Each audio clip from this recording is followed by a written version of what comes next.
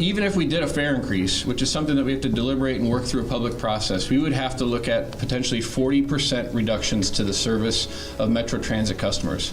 40% reductions. Furthermore, the budget would have significant impacts on Metro mobility. That's something that we are already facing a $24 million shortfall. If this cut comes to fruition, most of the suburban Metro mobility would be cut because the adequate funding and the federal mandate is not there to fund Metro mobility in the suburbs. People with disabilities and seniors rely on transit every day to get to where they need to go, to get to their jobs, their work, their social life, their medical appointments. And we need Metro mobility and Metro Transit in order to interact with our communities in the ways that we need to and deserve. The two light rail lines are providing 27% of all the rides, just two lines. And then we've got the bus system, the workhorse that gets people where they need to go. And most of these rides are about getting to work or getting to school. So this isn't about a frill, something over on the side.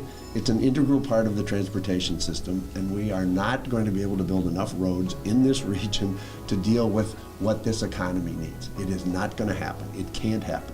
The proposed bill puts our economic competitiveness at risk and is going to harm hundreds, if not thousands, of businesses who rely on transit to get their employees to work on time and to bring customers to their businesses. This is a prescription for economic decline. It is a prescription for, we have won in this region. We have outperformed the national economy on average since essentially after the Second World War because we made investments in infrastructure. You're a company in Duluth trying to get to Memphis, Tennessee. You're coming through the Minneapolis-St. Paul area.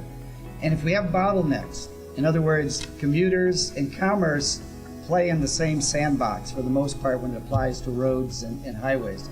So if we can do things to help move commuters, transit systems, that helps the movement of our lifeblood, commerce, here in the state of Minnesota. It seems as though there's been a lot of talk about support of bus.